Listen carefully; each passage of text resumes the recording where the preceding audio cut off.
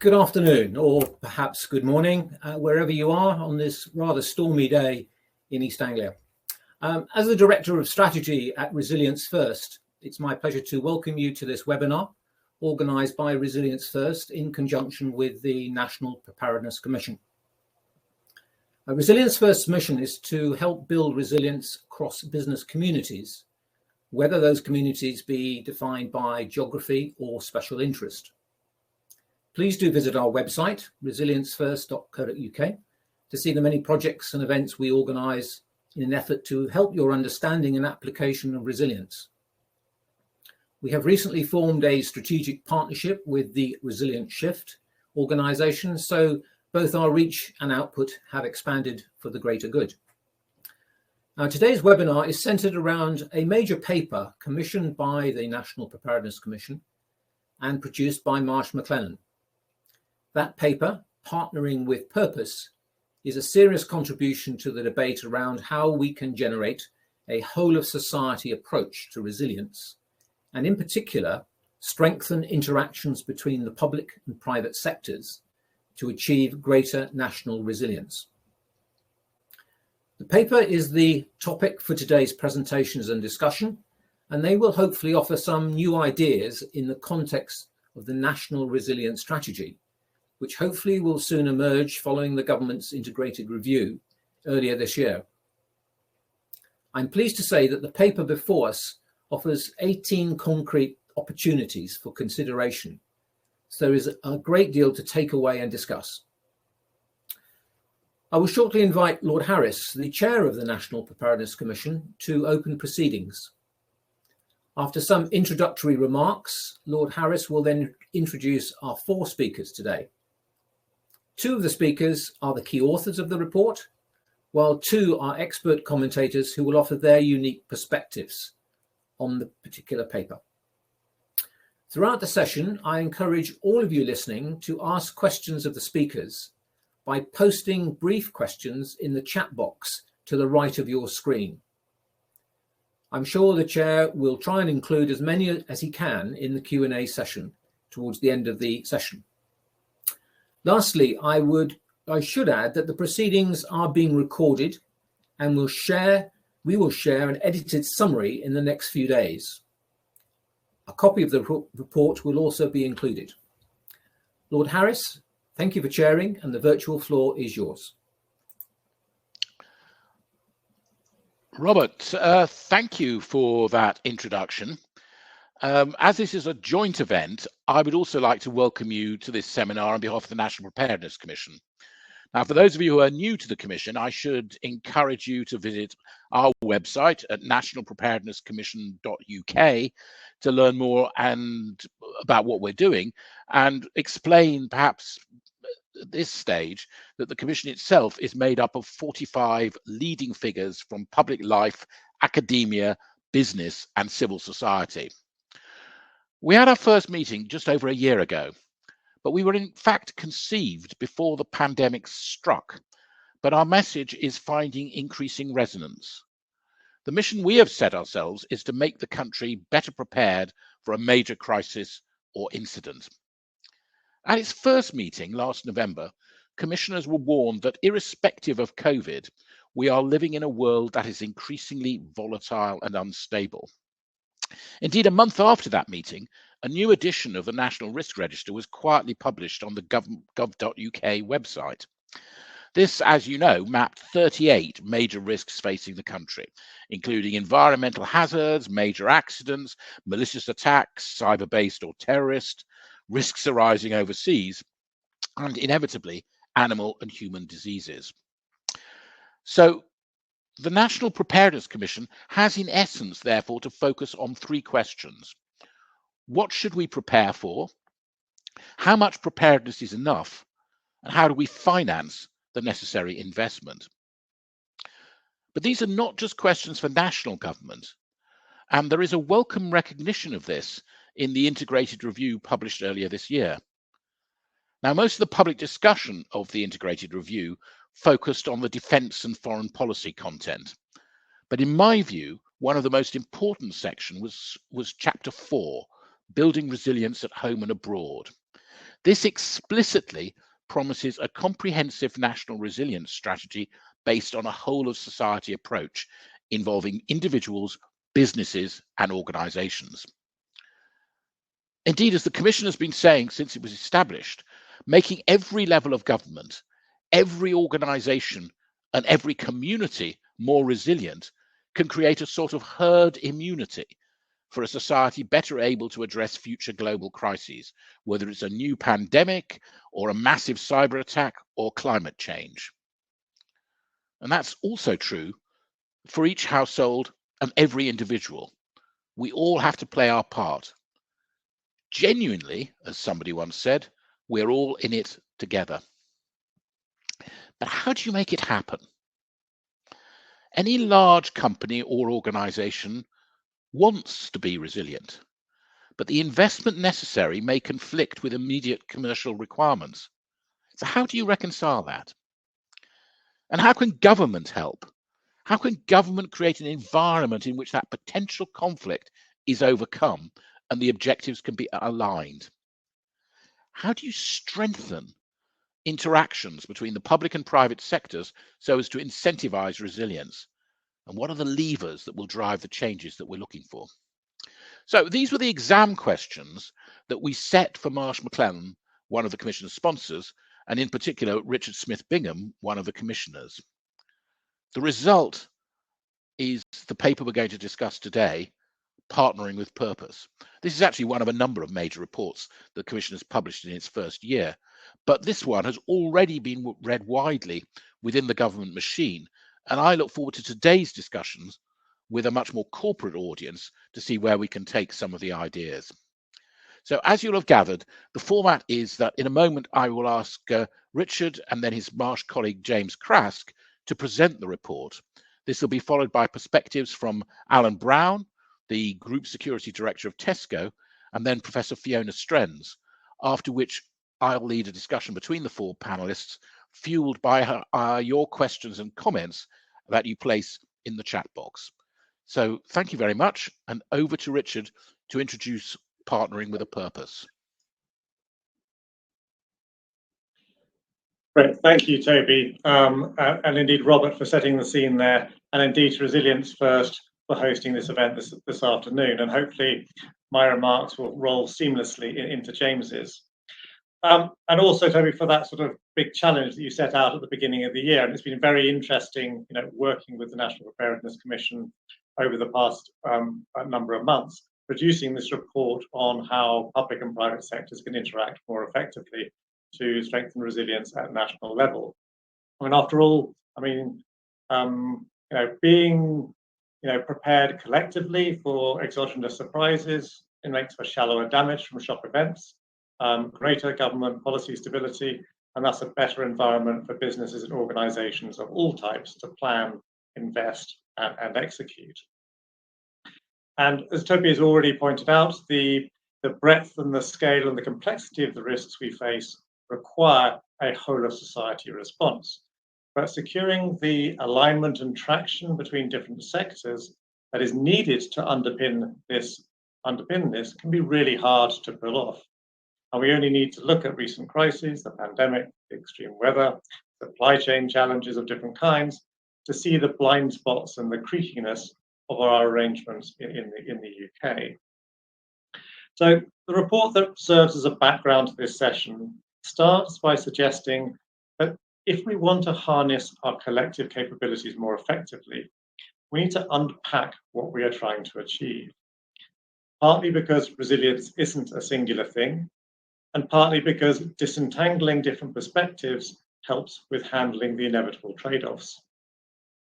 So the report therefore frames the endeavour in the terms of three distinct resilience goals. First, reducing broadly defined societal vulnerabilities. In other words, lessening the impact of potential disasters on communities and economic activity across the UK, and spurring faster, more equitable recovery from such events. Second, maintaining the reliability of critical ecosystems, functions, flows, and services that are often, but not exclusively, associated with economic and societal infrastructure.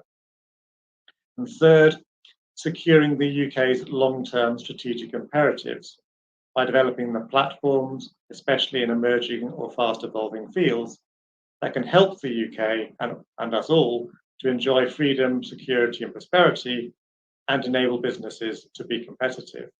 And each of these has very different demands and sets quite different expectations of and opportunities for government-private sector interactions. So on that basis, the report examines where government might step up, be more interventionist, step back, or perhaps even more importantly, play a different role to catalyse private sector activity. And it argues for greater government intervention in two key areas, where momentum across the country on resilience to priority risks is insufficient, and where there may be a mismatch between the financial or operational risk appetite of individual organisations that have systemic influence and the tolerances of the broader economy that depends on them. The report also asks where corporate responsibilities for resilience might begin and end, accepting that large and small enterprises have very different capabilities. It wonders how far large firms might go in supporting systemic or societal resilience based on their reach into supply chains, markets, and communities, and how smaller, nimbler firms might better contribute specific problem-solving expertise to big resilience questions. After all, national resilience is not just an arena for big players. It then discusses a selection of technical issues and levers where new thinking would be helpful, such as arrangements for allocating risk, for regulating systemically important entities, and sharing data. I mean, if risks are getting larger and more complex, we need to find a better way of allocating them. While this can't mean government or the taxpayer stumping up in every crisis, nor can it mean sweeping risks off the public balance sheet onto the private sector. Capital will inevitably go elsewhere, and the costs of inaction could leave us as a nation more exposed to physical and economic disaster, and the taxpayer pays up once more. So we need more transparent, analysis-led discussions around risks and tolerances that spur more equitable, creative solutions. Not only should this relate to the cost and pricing of risk relative to who benefits from this, but also to bigger discussions around the fiscal and market buffers that might mitigate fallout in the event of a crisis. I think regulation is another or a particularly interesting area. How can we take a systemic view when assets, asset owners, industries, and systems are changing so rapidly? How can we balance competing priorities in regulatory mandates? How can we future-proof regulation at a time of very significant change? And how might we better enforce the standards that we believe in? There's merit in looking for systemically important subsectors and firms that ought to experience greater oversight. Perhaps some of those hidden assets in digital ecosystems, maybe dominant firms in niche but critical industries, growing segments of certain sectors where the plausible near-simultaneous failure of several providers would have far-reaching consequences. Think gas distributors. Too big to fail is too narrow a mantra. Long-term resilience really ought to be a central tenet and a capability for regulatory regimes that primarily focus on protecting the pockets of present-day consumers, as otherwise it's really hard for industry players to develop and implement cost-effective investment plans that anticipate both near and long-term consequences. Think about Storm Arwen and also the water utilities. And also stronger cross-sector regulatory hubs could sharpen debate and reconcile differing agenda of bodies with separate statutory powers. Again, think the technology players. Of course, regulation isn't always the answer, and good old preemptive suasion will sometimes suffice on some strategic issues where further industry leadership is needed. On the topic of data sharing, the report recognises that there are many good reasons for constraining the flows of data and intelligence of different kinds. And sometimes we may make too much of a virtue of institutional protective instincts. And additionally, there are structural barriers that inhibit valuable outcomes, I think some firms are confused as to what they can or cannot share. So perhaps we need to clarify and adjust our conventions for suspending data sharing constraints, which have, of course, been used a few times over the last year. Maybe there are also circumstances where the government needs to be able to compel data to be handed over, perhaps in the event of a large-scale cyber attack. And of course, there's more semi-accessible data these days that can be built into resilience analytics to support decision-making both in advance of and during crises. And falling out of all this, the report touches on collaboration and communication, noting that there's scope for the private sector to be more involved in government risk discussions at an earlier point. This would perhaps help flush out those underappreciated risks and cascading consequences, challenge some of those stovepiping tendencies within government, and prompt greater innovation and broader traction with emerging solutions. Indeed, more dynamic interactions between public and private sectors in a crisis are absolutely vital, but a good frame for this and pre-existing relationships and known touch points always help. And of course, government must be able to flex in a crisis, able to have the freedom to tighten or ease regulations to mitigate escalating problems or to act as a shock absorber. But at the same time, businesses need consistent signalling and communication to take possibly bold decisions on contingency plans with reasonable confidence in their fitness for purpose. Now, the second section of the report sets out this collection of tangible opportunities in 18, as Robert said. They're all very much coulds rather than shoulds, and seek to show benefit to both participants and national resilience. There's no time to run through them now, but the thought process was essentially examining how private sector resources, finance, physical assets, workforce capabilities, and innovation might be leveraged or nurtured or work either in combination with government capabilities or in combination with each other in a setting that needs to be made available by government. And then considering the role government might play to make that happen in the right way. Would it have to obligate it to exercise its power as a client, provide stimulus, facilitate, or simply act as cheerleader? So these opportunities include issues such as stockpiles, requisitioning and procurement models, but also new public-private insurance pools and revised data sharing protocols. Stronger critical infrastructure stress testing and cross-sector exercises, but also industry-based crisis codes of conduct and the expansion of efforts by companies to enhance the resilience capabilities of their employees. All knotty issues and not necessarily easily implementable, and all presented as provocateurs in the context of the current resilience review strategy. But a good time to put these ideas on the table in that context. So over to you now, James, for the business perspective. Thank you, Richard. So yeah, I think we can agree that resilience has never been more important than it is today. But it's clear to me, at least, that we must rapidly learn the lessons from, in particular, the last 18 months, if we are to have any chance of addressing the complex challenges that humanity faces today, and the report seeks to address. I think doing nothing isn't really an option for us, and that's a bit of an overused phrase quite often. But I really do think that's the case in this in this field of thought. Now, we know from our own research and lots of other freely available research that handling crisis well can add real value to an organisation, both in its shared performance and in the level of trust that its stakeholders have in its management.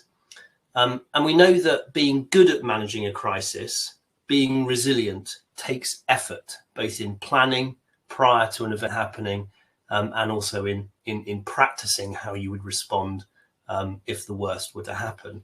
Yet our experiences with the pandemic in particular, and many other major catastrophes, shows us that really we're quite poor at being prepared for large events. Now, perhaps it's a human trait of wanting to hope for the best and not assume the worst. Or perhaps resilience is seen as too much of a cost when capital efficiency has been the focus in many economies of late. Now, whatever the reason, the pandemic, I think, should be a wake-up call to us all that resilience needs to be on our collective agendas. Now, I should say at this point that many organisations have handled the crisis extremely well, but I'd argue that many of those organisations were lucky, as I don't think it was well-crafted plans that saved the day. It was hard graft from a small number of highly committed and often hugely overworked colleagues. So with the positives out of the way, what the pandemic has shown us is just how weak our supply chains are to external shocks in the private sector, and what little resilience that we have in our system. It's reminded us that crisis events are not just localized issues impacting on one location, one factory, one building. They can be global and hugely impactful. They require a much more concerted and sustained effort to respond to, and many plans just aren't up to scratch to deal with that kind of scale of event. And I think it's exposed our tendency to ignore those high impact but apparently low probability risks that has made us become far too short term in our vision for resilience. Now, for me, despite all these issues, there are some real opportunities here, I think, for corporates. Some of them have much wider benefits than just delivering resilience. So, for example, a more balanced dialogue on investing in resilience versus stripping out cost in an organisation can actually help us address some of our ESG responsibilities. Better use of and sharing of data to help us improve our forecasting and planning for future disruptions can also help our organisations become more efficient in a broader sense.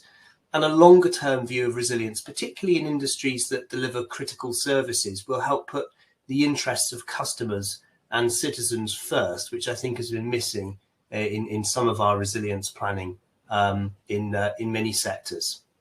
So I think, in conclusion, before I hand back to Toby, I think we stand at a bit of a crossroads at this point in time. Now, we could carry on with how things were before, deliver the same kind of plans, run the exercises that we were all running in our organisations, and giving ourselves a collective pat on the back with the knowledge of thinking we were prepared.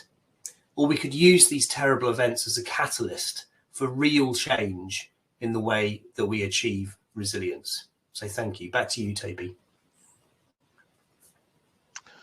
Thank you very much. Thank you very much, James, and to Richard for giving us a flavour, at least, of partnering with purpose. To give an initial reaction, I'm going to ask Alan Brown to comment. Alan is the Group Security Director of Tesco, but obviously speaking here as a keen observer of this particular scene. Alan. Toby, thank you. And good afternoon to everyone. And I suppose the part of my role that's relevant to this afternoon is the fact that I also have responsibility for Tesco's resilience. And that has made me a keen observer of the report. And I would like to commend the authors who, having read the report on a couple of occasions now, found a way to engage, found a way to provoke thought, and hopefully plant some seeds to grow resilience in communities and also nationally. I was asked to consider the report from a commercial perspective, and it's probably worth just a couple of seconds, because I don't have very long, just to talk about commercial organisations' approach to resilience. And because of a number of issues, but not least of which the competitive environment that we operate in and the regulation that reinforces that position, we all try to be self-contained. And of course, the reality is that is really not the case at all. Despite the fact we might seek to be self-contained with a perception that that way we are the masters of our own destinies, the reality is multinationals or big national businesses do have shared aspects of business, particularly in the supply chain, and James referred to that about some of the inadequacies, but also in relation to customer, and we have a myriad of dependencies. So the idea of being self-contained is really a bit of a myth. And that myth has been well and truly revealed in the last 2 years for exactly what it is. Now, self-contained does have a utility up to a point, but when confronted with challenge on an enterprise scale, to be resilient, as the report points out, there has to be a partnership. It has to be multidisciplinary in nature, and it's probably going to be sectoral. That's certainly where it has been thus far. The approach has to be dynamic, and we heard James talk about that, and again, that's reflected in the report. And it has to be an affiliation that comes together when needed. The resilience partnerships will need to be dynamic, and I think the report picks up on some really interesting approaches on the different roles that organisations, both private and public, will play at different times of preparing and in the midst of a crisis. That level of agility will depend upon confidence, and underpinning this at non-crisis times is we need to be clear about who our partners are. We need to understand their reach, their capacity, and the implications of partnering. So effectively, when you get to the dance floor, it's not a good time to learn to dance if the music's already playing. You need to know who your partner is, and you need to make sure you've already rehearsed the steps. That's an easy thing to say, but actually in a constrained world of a competitive market, it's really quite difficult to pull off. And the interdependencies that we rely upon are really a difficult factor to try to get your head around. And whilst the last 2 years have really exposed the limitations of some of our plans, what's really important, I believe, is having a way to actually approach crisis and for that to be commonly shared. So you've got a continuum of approach at all different levels of crisis, wherever and however it presents. To achieve that, we do need to be prepared. We need to be brave enough to work in novel ways. A challenge, I think, that is potentially more difficult for the public sector because of the way that they're constructed and structured, the fact that they are very definitely in stovepipes.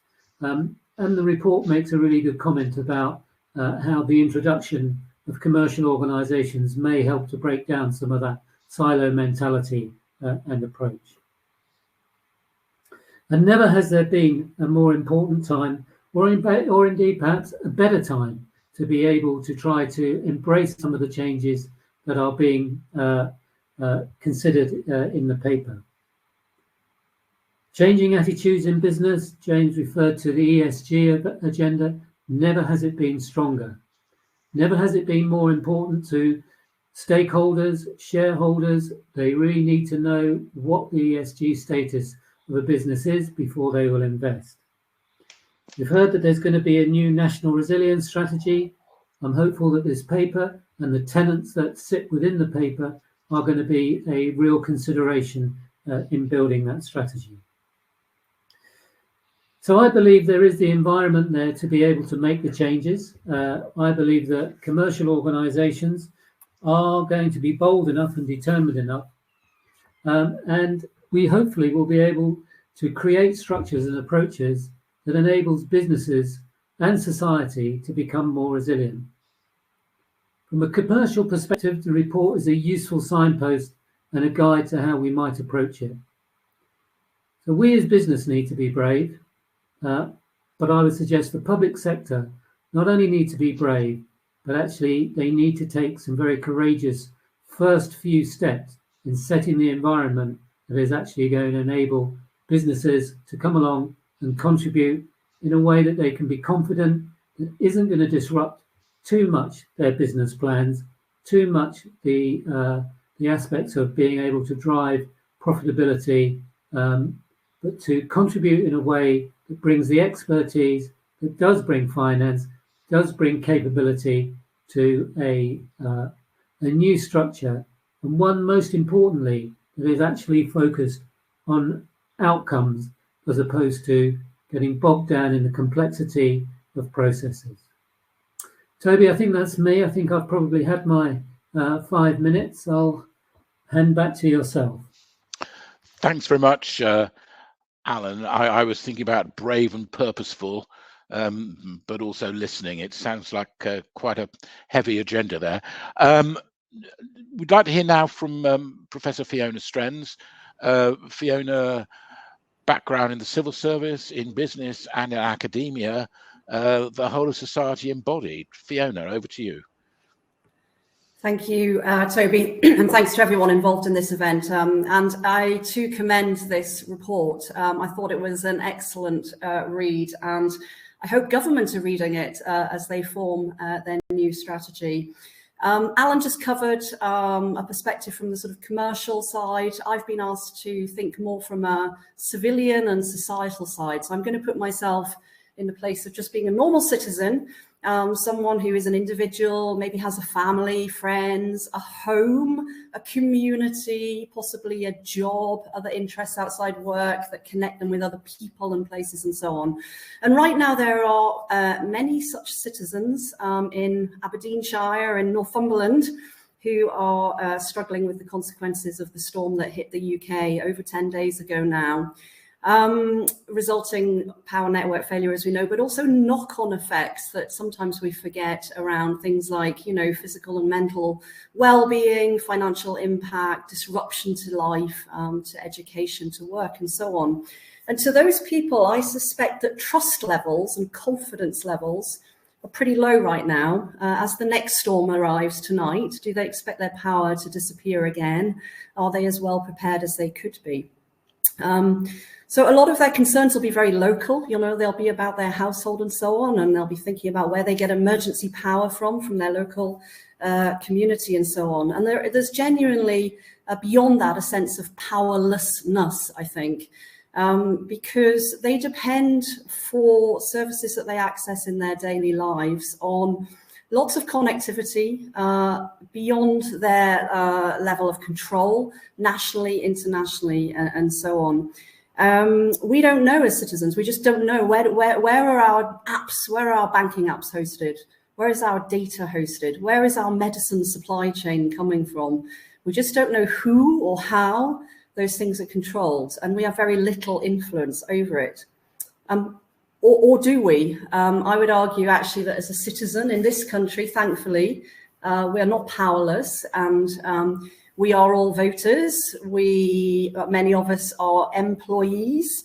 All of us are consumers in one sense or another. And I do think there's an opportunity here for citizenry to have a collective voice and to, you know, really play a role in getting us more resilient as a population, as a nation.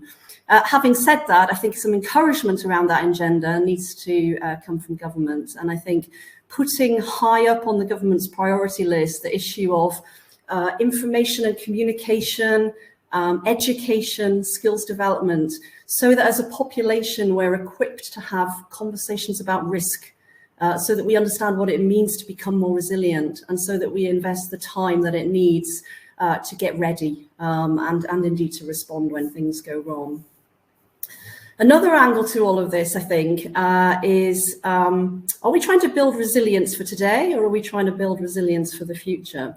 The report nicely talks about the need to find a balance as we focus and invest to get the right sort of optimal balance for biggest impact. And I think one of the key balancing acts for me is to make sure that we're investing in resilience for the future.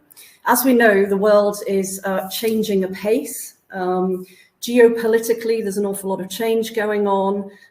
Technologically, the change is very significant, and there are game changers out there that are fundamentally going to affect the risks we face and what resilience building means in a world where, you know, we have high levels of automation, autonomous vehicles, digitalization, creating a world where cybercrime can get traction. Internet of Things, machine learning, AI. I'm sure you're all listening to the Reith lectures that are going on at the moment, either with a sense of excitement or trepidation. But the world we're heading into is a very different world from the one we live in today. And maybe the most fundamental sort of change dimension is that of climate change. So on the one hand, climate change is changing the risk profile. We're seeing a lot more extreme weather events and wildfires. We're seeing pandemics and so on. And the word unprecedented, it appears to me, no longer means unprecedented. But also the other side of the climate change coin is that we are choosing to change the way we live to protect our planet as we head towards the net zero goals. And the whole agenda around renewables and electrification and, you know, green data centers and changing our travel patterns and so on is creating a very different world. And that change axis is very strong and very fast. So we must, in my view, and I would urge the government to think about designing a resilience approach, a resilience strategy that is fit for the future and not only fit for a replay of COVID-19, although I think obviously lessons learned from that are also extremely important. I'll wrap up in a second, but I do want to make just one final point, which is that in the UK, we have an immensely capable and quite large academic sector. And I think although the focus of the report and of the discussion today is somewhat around the government industry, public-private boundary, I think academia is another massive player in this. Just think about the role of academia in vaccines, for example. We're all ready. We want to play our part as well. But I think what we're all looking for, and we hope that the government's national resilience strategy will do this, is to operate within a clear strategic framework, a clear delivery framework, where we're all clear on the contributions we're expected to make and how we can work together. And I very much hope that that strategy, as well as providing that clarity, puts the citizen at the heart of the thinking. I love the phrase in the introduction from the chairman around sort of societal herd immunity. I think that's a wonderful concept we could head towards. And I also hope that the government strategy really positions itself so that we're building resilience for the world we're going to be living in rather than one from the past. I'll stop there and hand back to the chair. Thank you. That's finished. Oh, sort of slight problem with the technology there for a moment, but I think you're all being very polite. So, I mean, please continue to put Q&A in the chat, but the theme of the paper is about all the things government should be doing to support, to encourage, to enable people to do more in the community, whether it's government, whether it's business, local authorities, the individuals or academia. So, I mean, can I ask the panel members to switch their cameras back on and be ready to come in and intervene? But does government get any of this right? Doesn't it often fail to see the private sector, or indeed academia or any of the other sectors, as a partnership rather than as a top-down, we're going to tell you what we think you ought to do and please go away and do it? There's been a comment in the chat that civil service is not built to be innovative and to work in a commercial way. So what do we need to do to make government respond in that way? Or perhaps government's doing it already. Richard, do you want to have a go at that?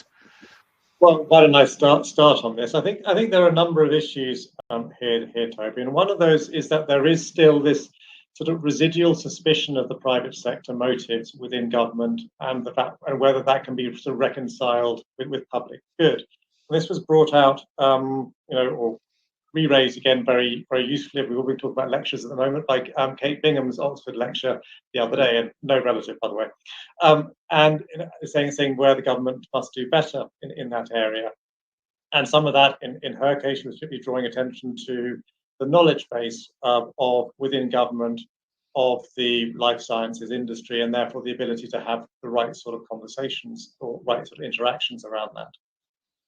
So I think that sort of suspicion, I think, is one issue. I think another few things are that often the relationship or the interaction starts when there is an immediate need, rather than prior to an emergency. So there is no sort of relationship there. It is quite sort of transactional like that. There's another sort of issue I think we need to get over, where the conversation starts with the means and not the ends. In other words, the means being something that government has come up with and something that government knows that it can control, rather than actually trying to find a more holistic, solution that actually may be more diffuse in terms of the control and responsibilities around that. So we need to get out of that sort of here are the ideas, consult, enact sort of cycle. So there is obviously this concern about undue influence, but again, we just need to set the relationships onto a different footing.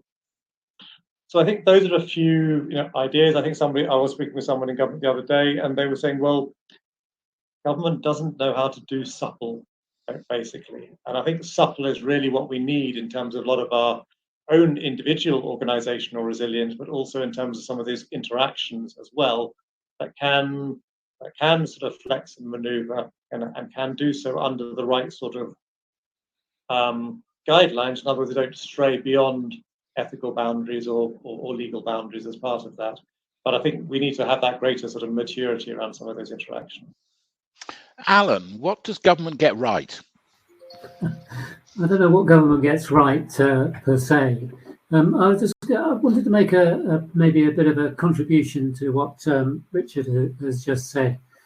I think if government started to think about what are the outcomes that we actually want to achieve, rather than what are the risks, what is it that we want to achieve, and to be able to be really clear about that actually sets a much easier and straightforward agenda than trying to think about all of the various different risks. And you can apply the risks then to how might that actually prevent you achieving whatever it is, whether that's being sufficient water, sufficient food, sufficient power, sufficient water to any particular area.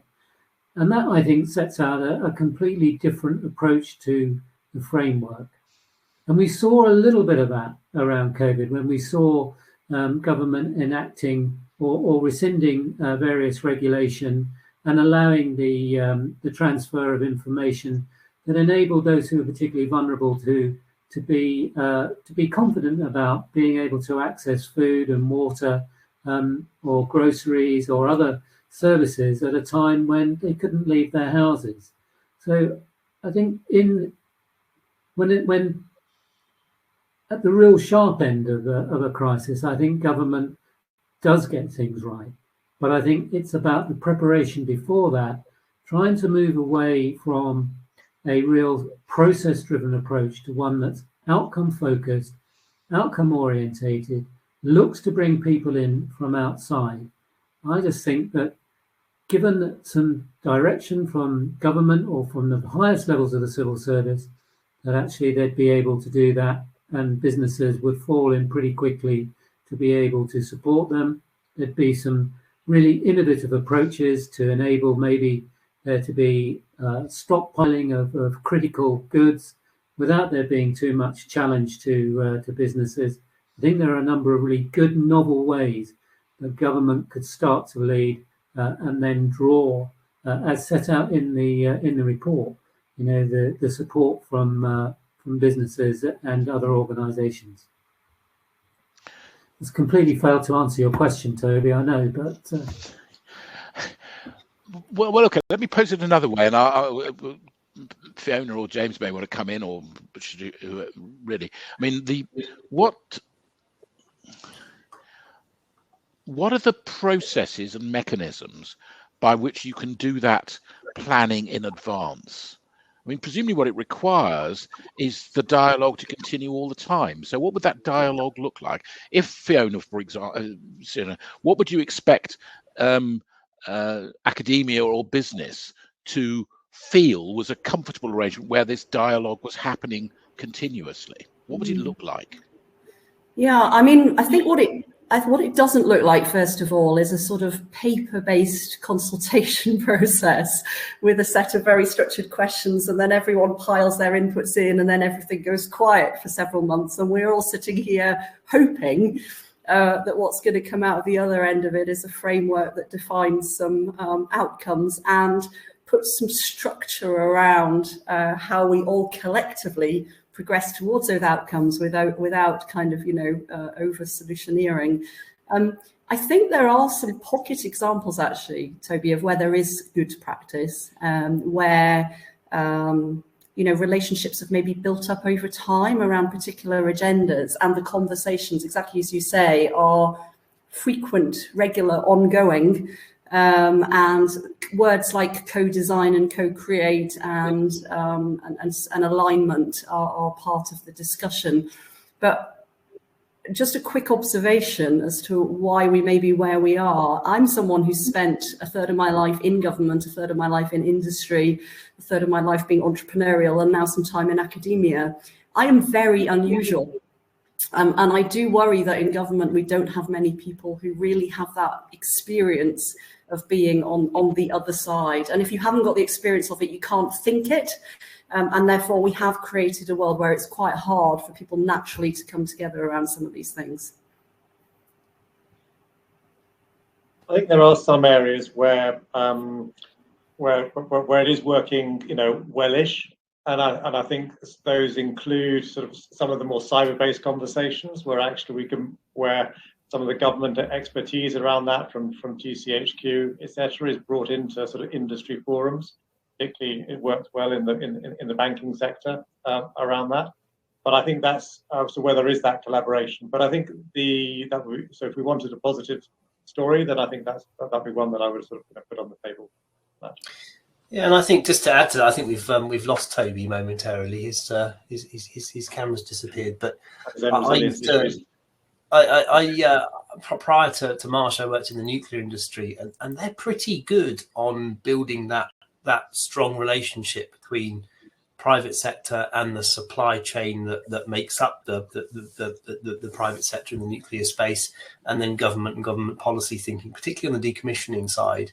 So there's lots of examples of innovation funds that a government are backing that are designed to improve our management of nuclear risk. I mean, it's a slightly tangential to the discussion that we're talking today, but back to an earlier point, I think there are just pockets of these examples in government rather than it being sort of a fabric of a culture of the civil service.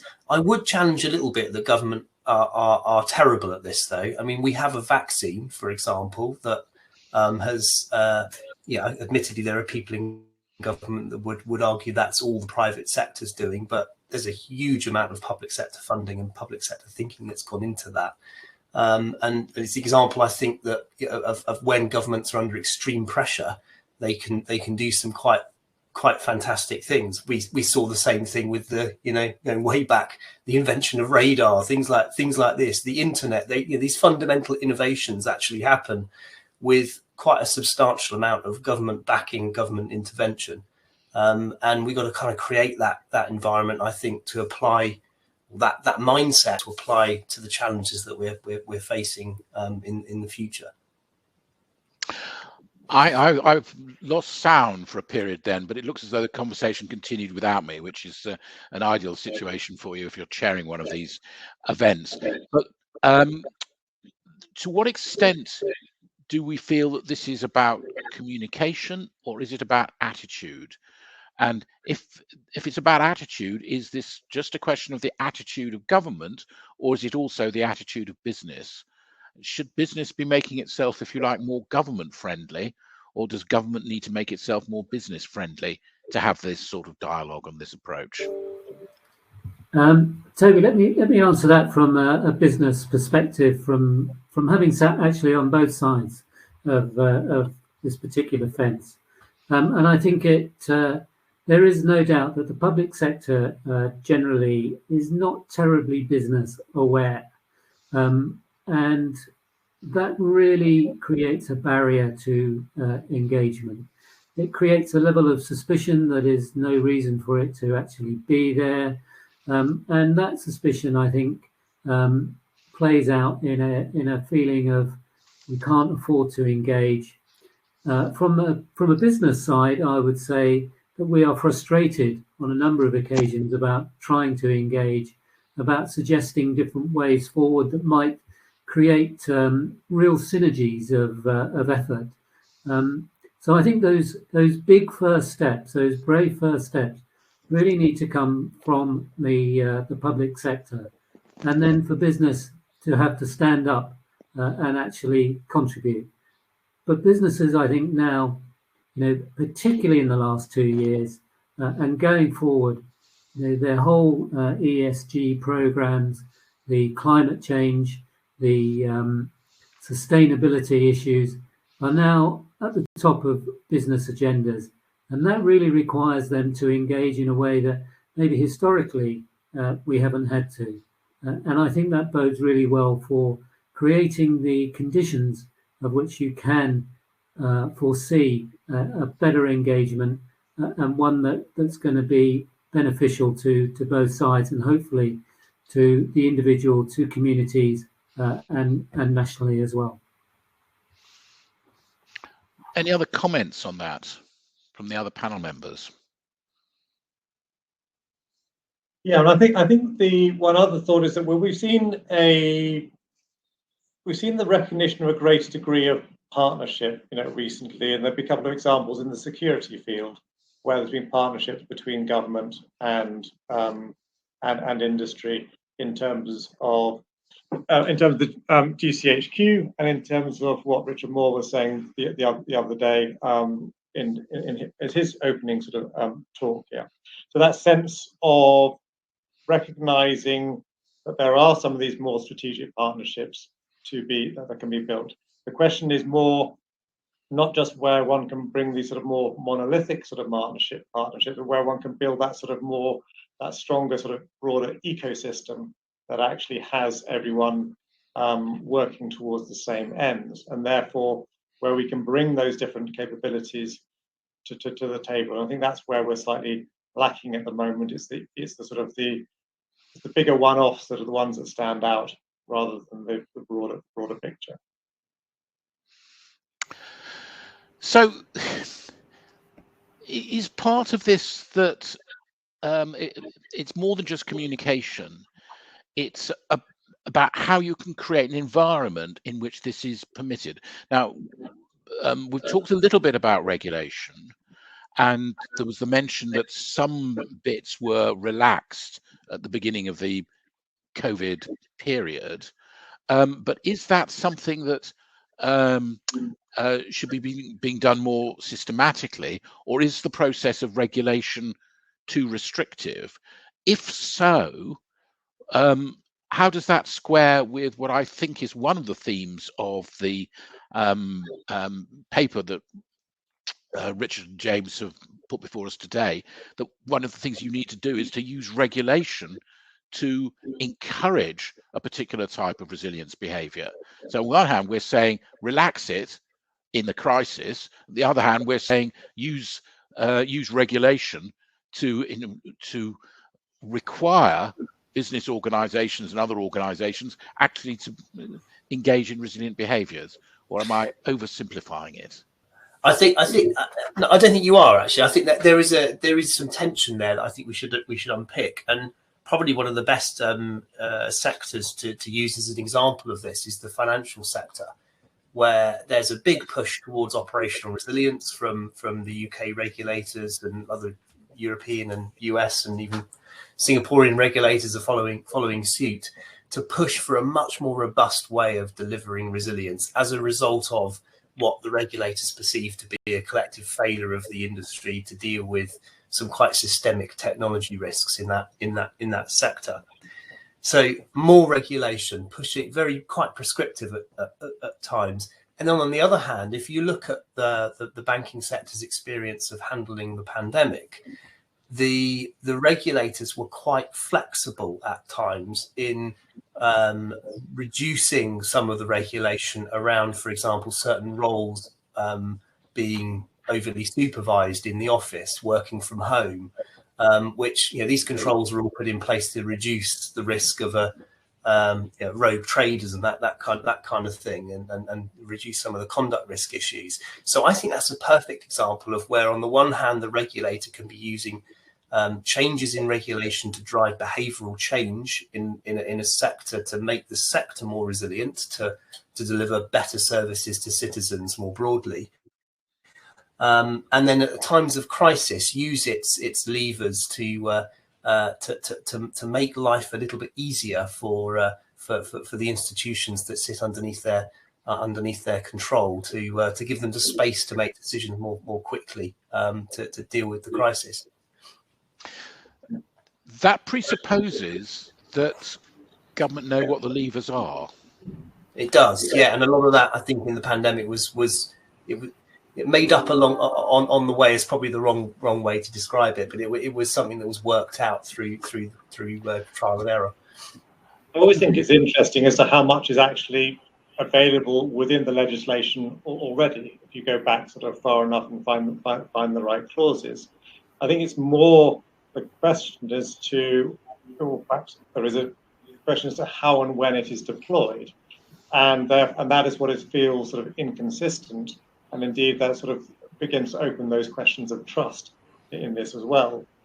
So, and maybe there are some, you know, alternate or fallback arrangements or flex arrangements that are weak at the moment. And I think this is a great opportunity to think afresh things we've exercised a bunch of those over the last couple of years, to think about those sort of knock-on effects of those regulatory flex scenarios, in terms of understanding the benefits, but also the bad behaviour that might drive as well, and therefore to do a proper sort of evaluation of that, rather than just to have it on the books to be deployed as and when. I think to the question in the chat there about flex, I think it is vital to have stronger signals as to when that regulatory flex will come in, and where it will end. What perhaps are the thresholds for beginning to bring something to a close, because then on that basis you can then begin to plan for an end, even if actually that end has not been officially signalled at that point. And then I think there are further questions, which I think was perhaps what you were heading towards, Toby, there, as to whether we do need new flexes or new creative solutions to be made more readily available at times of crisis, rather than just relying on those that are already there. And so then we can be clearer as to what we can use in those circumstances. I'm conscious we're about to run out of time, so I'm going to pose. Well, I'm going to say one more sentence. I suspect I'm just not going to be able to be time for a response to it. But part of what seems to me that we're saying is needed is much better continuous dialogue and engagement. Because part of what I'm hearing is that there is a failure to understand what are the drivers for business, or for that matter, what are the drivers for government? What are the things that one side can do, the other side can do? And that, in any form of partnership arrangement, only works when you've got a continual dialogue, continued communication, so that people can genuinely understand it. And at the moment, it tends to be either two people shouting in different rooms at each other, or alternatively, the sense that people are being called in to be told by government what is expected of them, and not understanding that that's something that can be, may or may not be achievable. There's about 30 seconds if anybody wants to respond to that. But otherwise, I'm going to hand back to Robert to send us all off with a song in our heart and a spring in our step. Robert. Thank you very much indeed, Toby. A valuable discussion, and I think everybody's been very supportive of the paper. So congratulations to the authors, and thank you very much for outlining your words in this webinar. On behalf of Resilience First and all the participants, and of course the National Preparedness Commission, I'd like to thank you, the chair, and all the speakers for their contributions today, and the lively chat indicates the level of interest that has been there. Finally, please do join us for our next webinar, which is in the new year on the 13th of January, which will be about the National Infrastructure Commission's baseline report. And that'll be an interesting resilience take as well. So until then, we all at Resilience First wish you a very enjoyable and peaceful Christmas and New Year, and we hope to see you again in the new year. So thank you, stay safe, and goodbye.